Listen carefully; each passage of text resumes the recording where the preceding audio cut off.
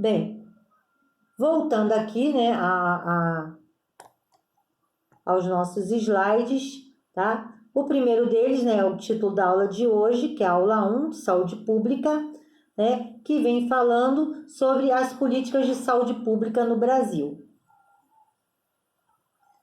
Então, a gente sempre pergunta, né, o primeiro momento, o que a gente entende sobre políticas de saúde, tá? Bem, existem duas situações, não é isso? A política de saúde, enquanto disciplina acadêmica, em âmbito de intervenção social, ela foi motivo de muita preocupação a partir da metade do século XX, através de discussões na Organização Mundial de Saúde e na Organização das Nações Unidas. Por quê? Né? Quando falamos de saúde pública, de políticas de saúde, o próprio nome ele está falando, está dando a entender, né? As políticas envolvem, né, basicamente a população. E nós sabemos, né, o que a gente vê na mídia, o que a gente assiste na televisão, né? Nós temos muitos países que são subdesenvolvidos, países que vivem em condição de miséria. Por exemplo, os países, os estados africanos, né, aquela península toda é uma população carente, pobre, né? O índice de óbito infantil é devastador, né? E então, para uma política econômica mesmo, uma política social, uma política partidária, né? Uma política econômica para um país é um reflexo muito ruim, muito negativo, né? Você não tem uma linha de produção, uma linha de efetivo desenvolvimento. Você tendo óbitos na infância, significa que lá no futuro eu não consigo ter uma população de adultos para uma produção, para estarem envolvidos na produção do seu país, no desenvolvimento do seu país. E eu acabo tendo até poucos idosos também, não chegando a uma qualidade de vida. Então, há essa expectativa dessa população, desta forma, uma população pobre, né? Ela é muito ruim, reflete muito mal para um país.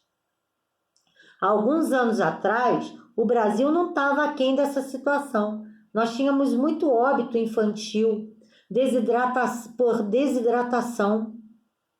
Como um país, né, pode deixar isso acontecer? Então, existe uma linha de desenvolvimento. E essa linha de desenvolvimento, ela tem que ter o quê? Um aclive, quer dizer, uma ascensão, né, no desenvolvimento econômico, no desenvolvimento político, no desenvolvimento de vida, de qualidade de vida, né? E não um declive dessa linha, que acontece em muitos países pobres, tá? Então, com isso, a Organização Mundial de Saúde sentiu-se na obrigação de desenvolver ações, né, e propostas a nível mundial para um melhor desenvolvimento da população, reduzir a fome, aumentar a produção, aumentar a qualidade de vida, emprego, saúde, educação. Então, isso tudo, né, gerou a preocupação de desenvolver justamente políticas próprias, né, que tivesse uma intervenção maciça para melhoria de índices de mortalidade, de natalidade, de óbitos, né, também por suicídios, por acidentes, tá? por pessoas jovens, por morte, inclusive materna, mulheres morrendo durante um parto. Então, com isso, essas ações, né, que foram desenvolvidas pela Organização Mundial, tentou-se e ainda tenta se reduzir, tá? E qual é, né, então, a diferença entre a política e políticas de saúde, né?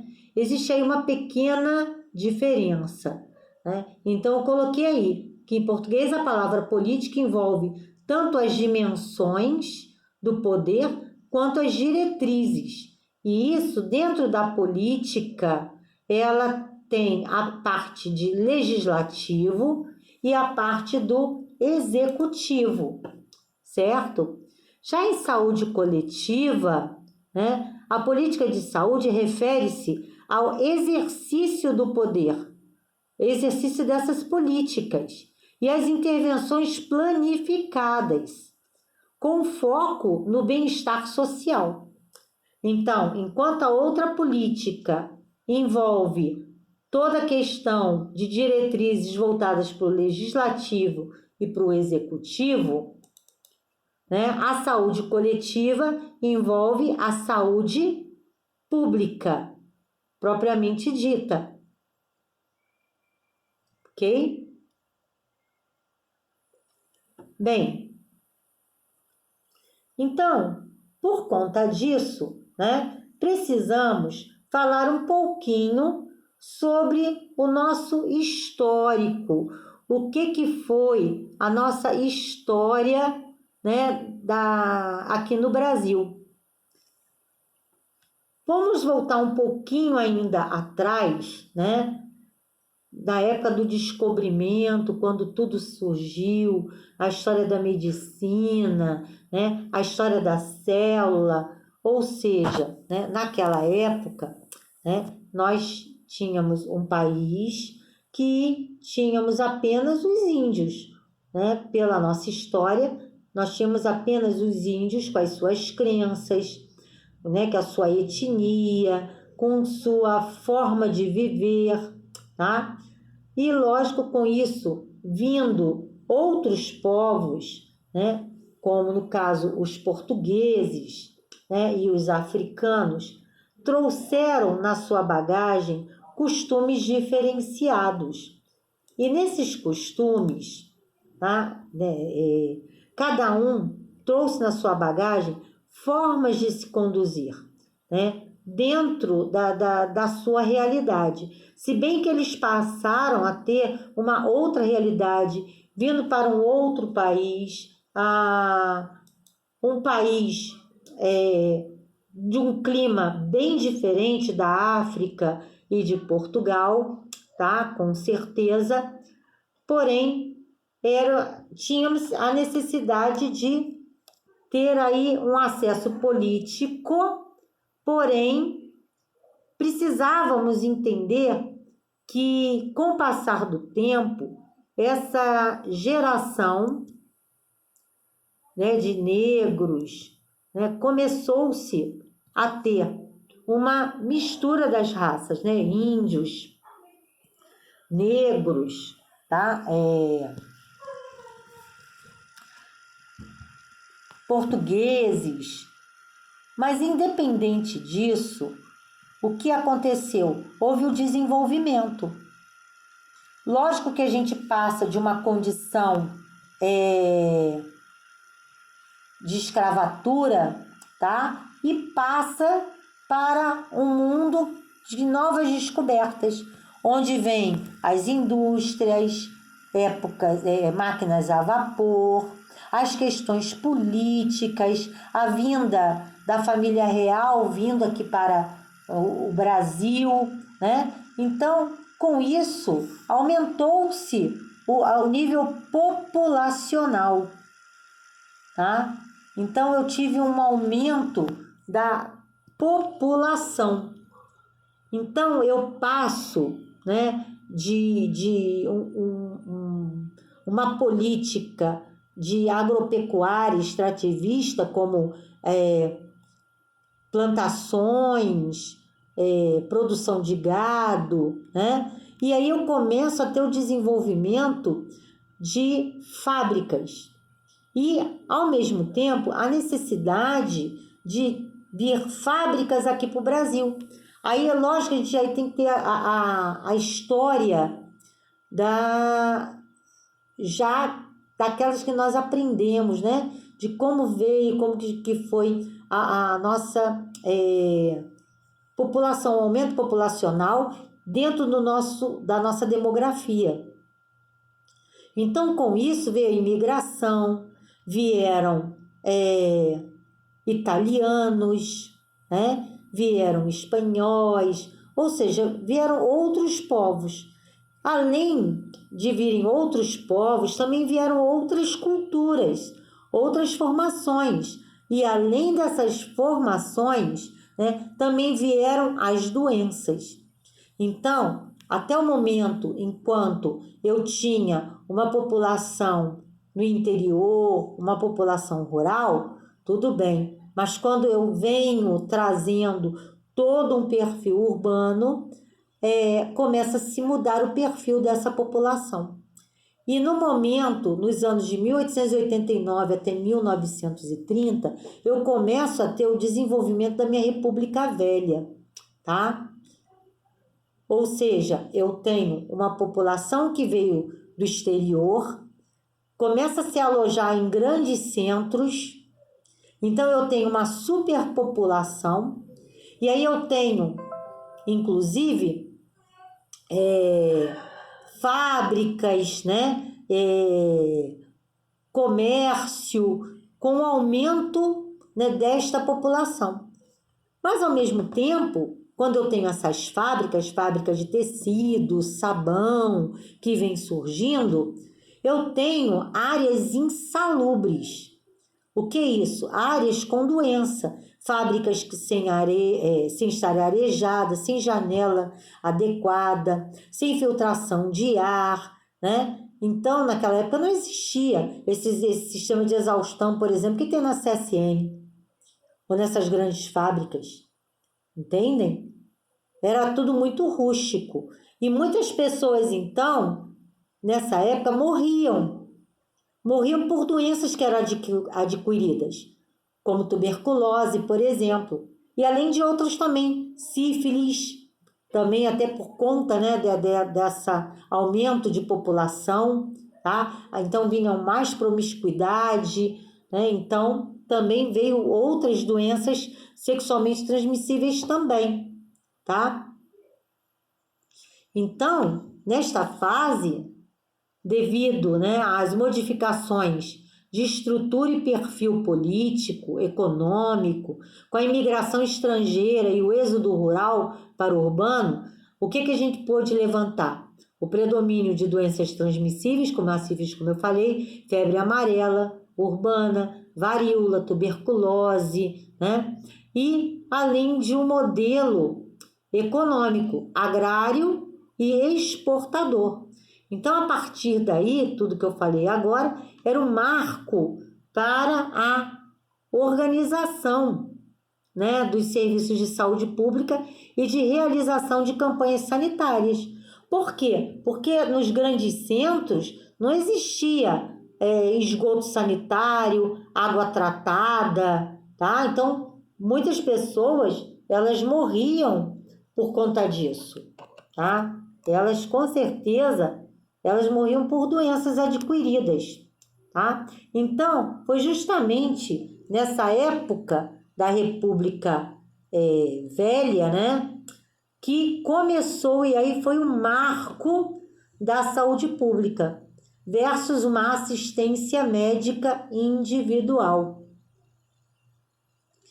E o Oswaldo Cruz, ele foi o precursor da saúde pública no Brasil, tá? Então, foi nesse momento em que a família real, a nova república, começa a entender que eu não poderia ter uma população adoentada, que eu tinha que ter meios para cuidar desta população. Cuidando desta população, É um ciclo. Eu tenho produção, eu tenho fábrica funcionando, consequentemente, levo também, né, para outros países. Eu também passo a exportar meu material. E aí começa o quê? Começa a minha política econômica, começa a ter giro econômico. Então, é uma coisa levando a outra. Eu tenho que ter saúde para ter produção, tá? Então, ainda aí na República Velha, eu também passei a ter a prestação de serviço médico, né? E começou a partir de mais ou menos 1923 as aposentadorias, tá? Por pensão. O que é isso? Algumas indústrias, elas tinham uma caixa beneficente, como se fosse um pecúlio, uma caixa beneficente, no qual era descontado dos funcionários, é como se fosse um INSS, mas ainda não era, tá? Então, aqueles funcionários, eles tinham direito a uma assistência. E como forte da época eram os ferroviários, os portuários e os marítimos. Então, que eram as maiores empresas, que era a rede ferroviária, a rede portuária e a marítima. E é lógico que é justamente aí que impulsionava-se a economia do país. Bom? Bem, como eu falei, né, Oswaldo Cruz é que nessa época liderou por conta da preocupação das doenças que eram acometidas pelas crianças, adultos e todos os trabalhadores, porque naquela época crianças também trabalhavam, também iam para as fábricas, tá? E aí nós tínhamos um surto, né, de varíola, muitas pessoas morriam por varíola. Então, Oswaldo Cruz, né, lá no que é atual Ministério da Saúde, que é ali em Manguinhos, fez a pesquisa e fez a vacina da varíola. E em 1904, inclusive, gente, a vacina da varíola era obrigatória. E foi uma loucura, viu? Uma loucura, porque as pessoas naquela época não acreditavam em vacina, só que era obrigatório. Então, os funcionários que aplicavam a vacina, eles iam com escolta armada que obrigavam a população a tomar a vacina. Então, em 1904, que começou-se a ter a lei da vacina obrigatória, tá? E foi muito interessante, né, nos relatos, nas imagens, nas fotos, né, como que eram. Além, né, de uso de máscara, que não é igual a essa que nós usamos hoje em dia, não. Eram máscaras assustadoras, tá? E também começou aí, nessa mesma época, a Previdência Social, que eu falei para vocês, e as Santas Casas, que faziam caridade. Então, eu tinha hospitais conveniados a essa Previdência Social e o público apenas a Santa Casa, no qual não tinha, basicamente, não eram assim enfermeiros, né? Mas eram freiras que cuidavam da saúde dos enfermos. Logo depois vem a Era Vargas, né? E aí, o que acontece nessa Era Vargas para a saúde no Brasil, né? Então, a Era Vargas, ela começa nos anos 30 e vai até o ano de 64.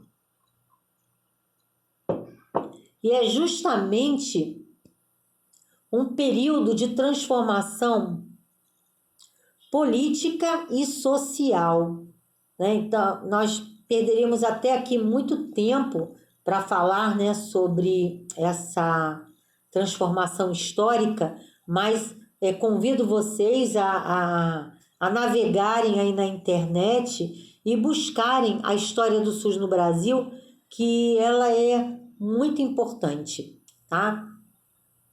Bem, então, por conta, como eu falei, né, dessa invasão né, da área rural indo para a área urbana, na questão de êxodo, que chama, mas também da vinda, né, de estrangeiros para o Brasil, esse aumento populacional aumentou o quê? A pobreza, tá? E além da pobreza, né, as condições precárias e insalubres de trabalho, aumenta-se também, né, com isso, as doenças cardíacas, a violência, acidentes no trabalho, né, que aumentam muito, porque naquela época não existia EPI, tá? Então, quem estava com tuberculose, todo mundo morria com tuberculose, porque não tinha máscara, não tinha esse tratamento, tá? Então, foi nessa época aí que foi o boom, né, de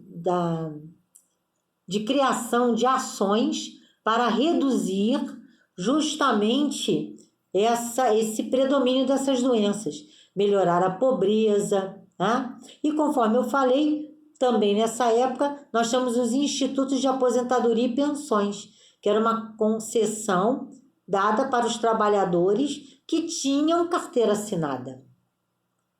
Esse é que era o problema, né? Então, a partir daí, começa-se a ter, a população começa a ter carteira assinada na era Vargas. Além disso, né, foi em 1953 que fundou, né, que se criou, então, os ministérios, na época do Getúlio. E um dos ministérios que foram criados é o Ministério da Saúde, que foi criado em 1953. Nesse mesmo período, também, nós temos o que a gente chama de modelo hospitalocêntrico, né? O que é, então, esse modelo, né?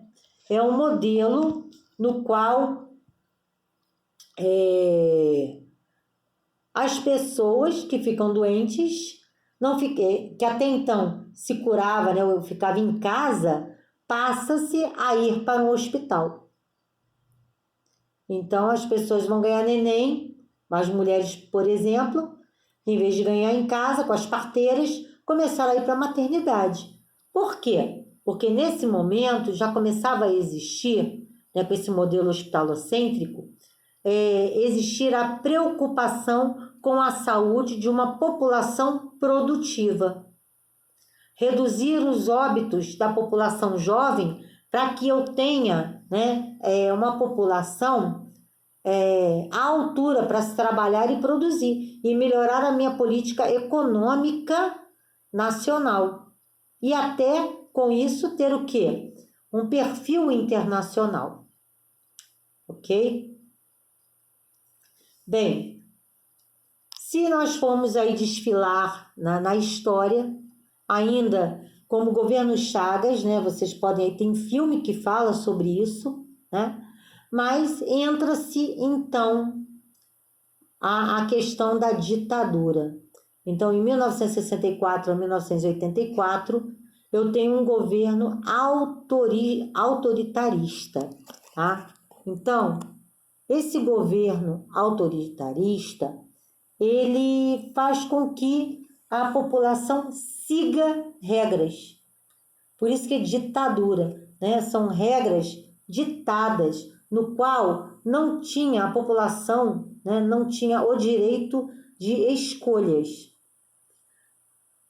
Mas nesse tempo nós tínhamos o quê? Né? O Instituto, daí a gente passa a ter daquelas caixas beneficentes, o governo começa a se apoderar dessa situação. Então, as empresas que tinham suas caixas começam a contribuir para o INPS, que é o Instituto Nacional de Previdência Social, fundado em 1967, que é um modelo centralizado, ou seja, todos passam a ter direito à mesma saúde.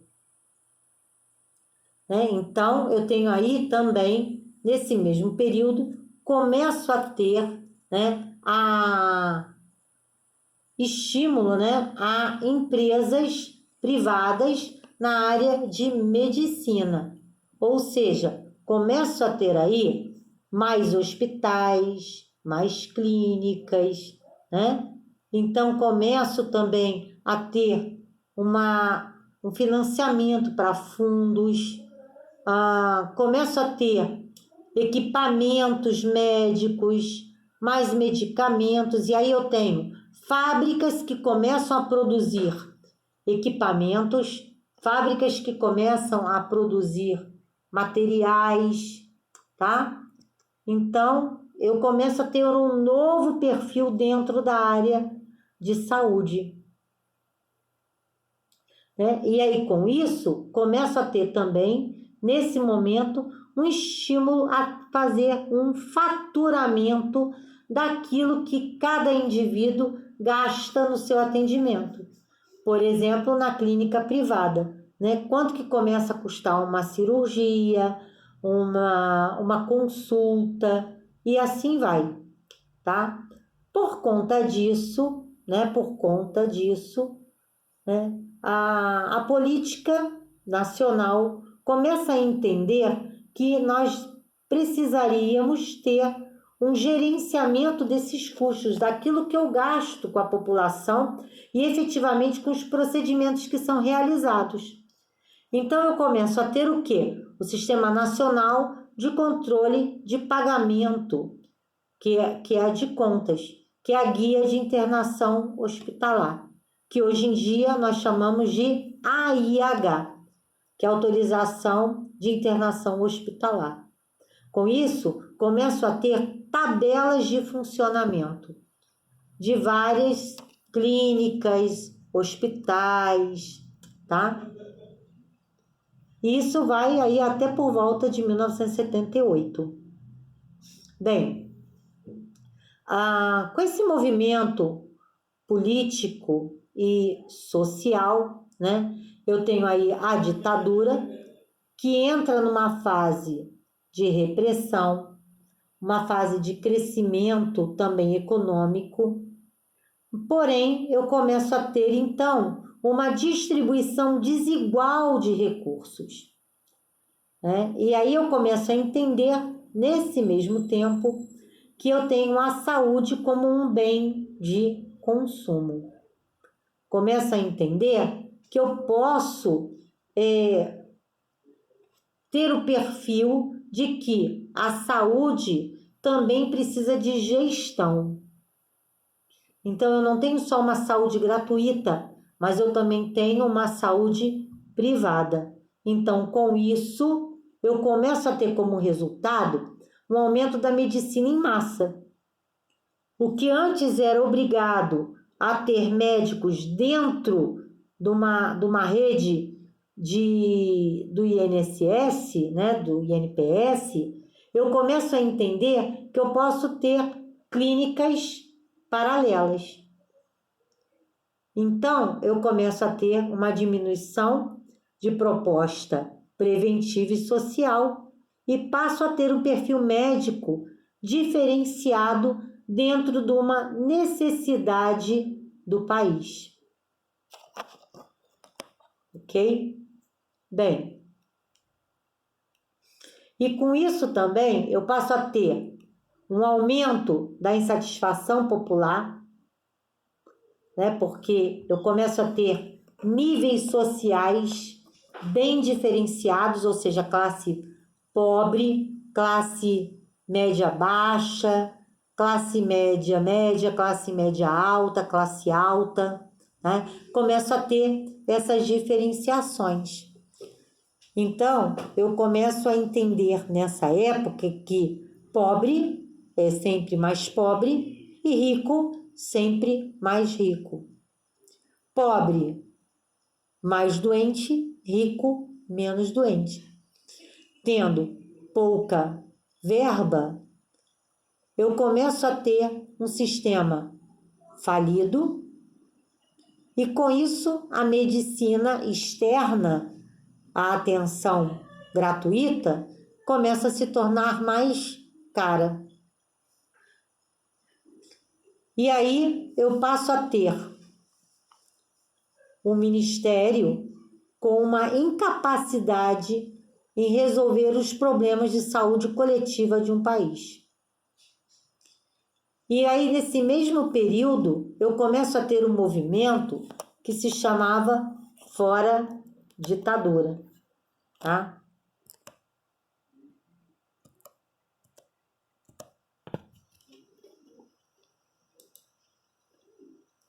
E aí eu passo a ter uma nova república, um novo movimento político, onde entram governantes, né, para um processo de redemocratização. Até então, tínhamos uma política de repressão, passamos a ter uma política mais democrática.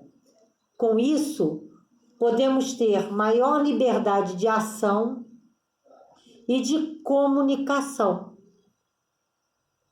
A partir desse momento, né, que eu tenho essa nova república, eu passo a ter e abraçar, né, mais formações de novos partidos políticos. Mas o que isso tem a ver na saúde? Tem tudo a ver que com essa criação de novos partidos políticos, eu consigo ter novos grupos políticos com novos pensamentos, tentando resgatar a saúde no Brasil, por exemplo. Então, o Estado, nesse momento, passa a ter um papel coordenador com esses novos partidos. Então, a partir desse momento, eu também tenho a criação de programas de saúde. Começo a facilitar o acesso, começo a ter uma participação da população e uma melhor liberdade democrática, uma liberdade de ação, tá?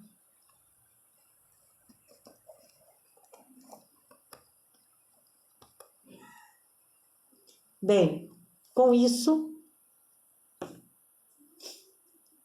os anos vão se passando, começo a ter uma preocupação, né? E essa transformação sociopolítica, econômica, social, não é mesmo? Ela é a nível, como eu falei, internacional. Essas mudanças não aconteceram só no Brasil.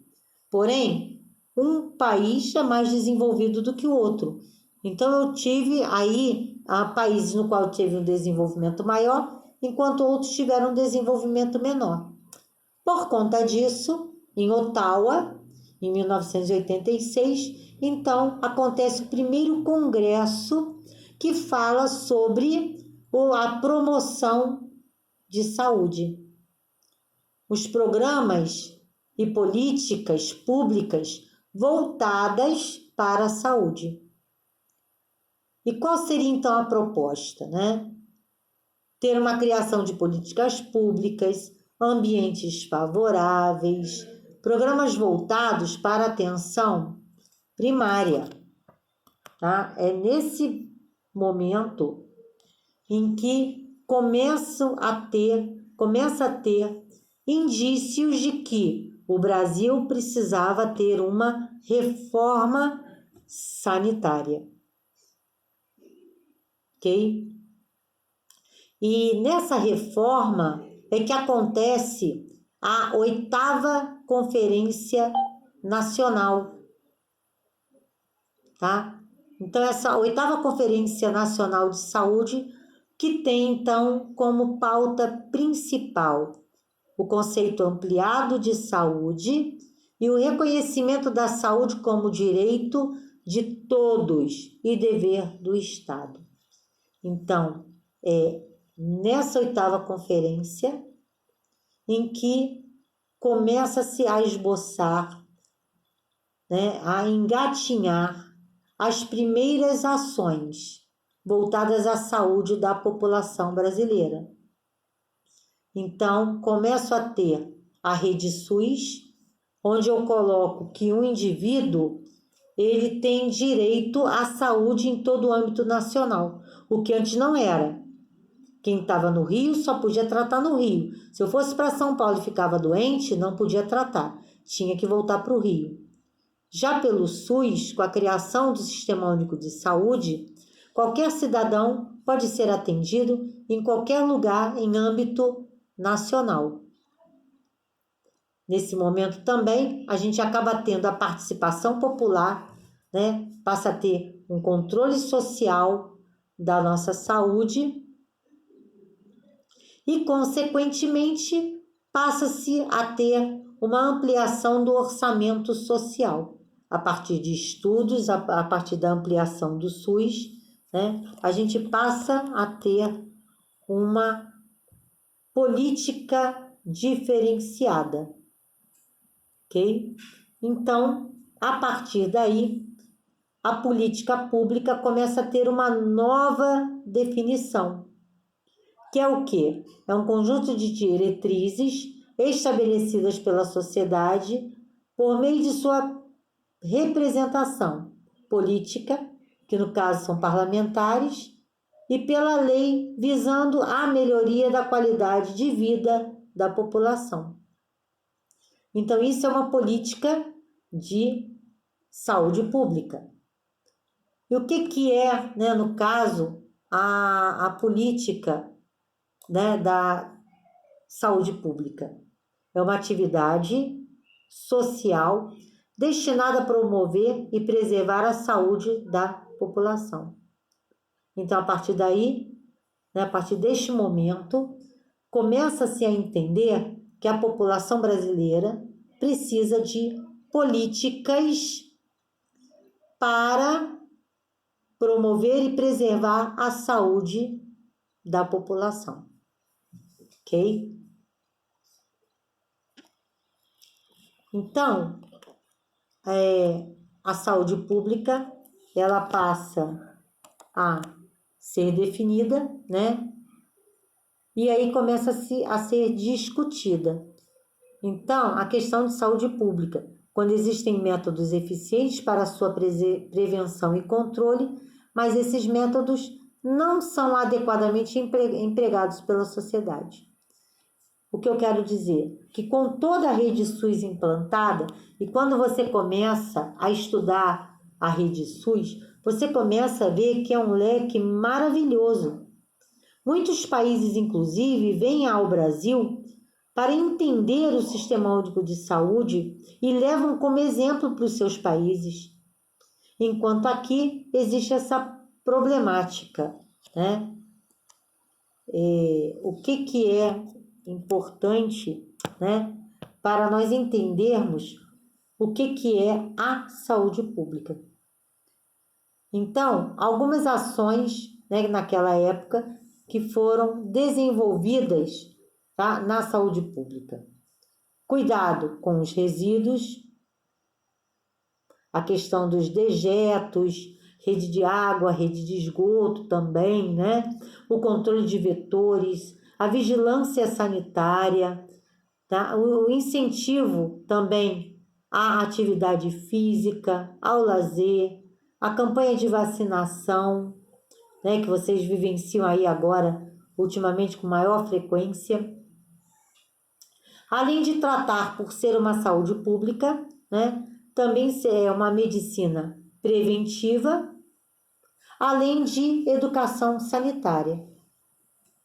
Lógico que, com isso, eu também posso empregar a complementação alimentar, como salário família, como a pesagem da pastoral, né, que é muito importante para o desenvolvimento de qualquer criança.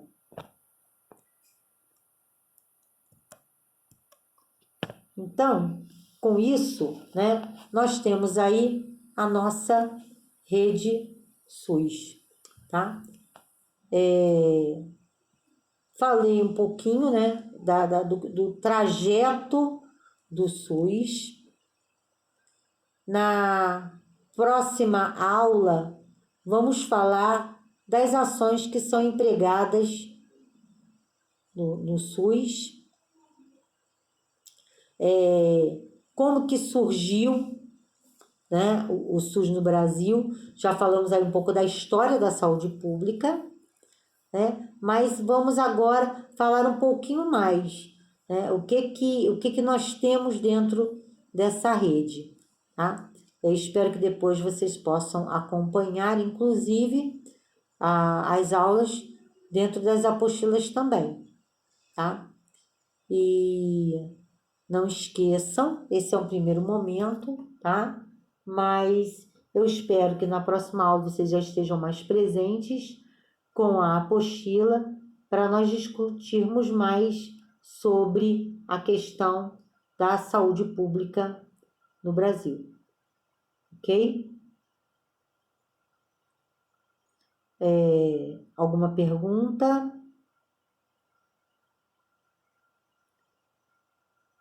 Na próxima semana, então, vamos nos encontrar, certo?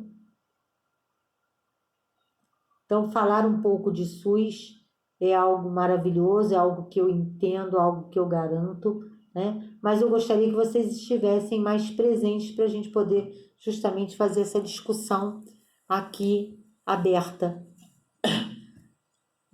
Bom, gente, vamos ficar por aqui e então na próxima aula vamos estender mais um pouquinho, tá certo?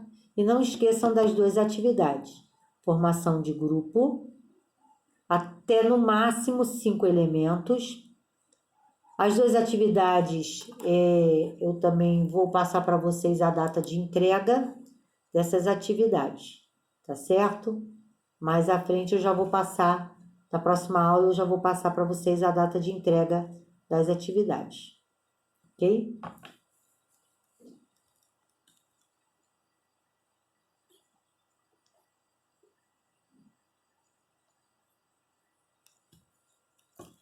Bem, então, com isso, vamos ficando por aqui. Espero que vocês tenham aí entendido um pouquinho como que foi essa transição do SUS, como que ele surgiu. Ele não surgiu do nada, ele veio por uma preocupação mundial com a saúde, né? Ele também passa a ter a sua importância, né, mais à frente, com as modificações sociais e políticas da população brasileira, com a criação do Ministério da Saúde, com a preocupação de trazer, né, ações próprias para trazer diretrizes próprias dessas ações para a prevenção e promoção à saúde. Também, lógico, eu tenho a promoção, a prevenção, mas eu também tenho o tratamento e a reabilitação, tá? Dessa questão. Mas vamos falar um pouco mais sobre isso na próxima aula, tá certo? Boa noite, né? Tenha uma boa semana e qualquer coisa estou aí à disposição de vocês.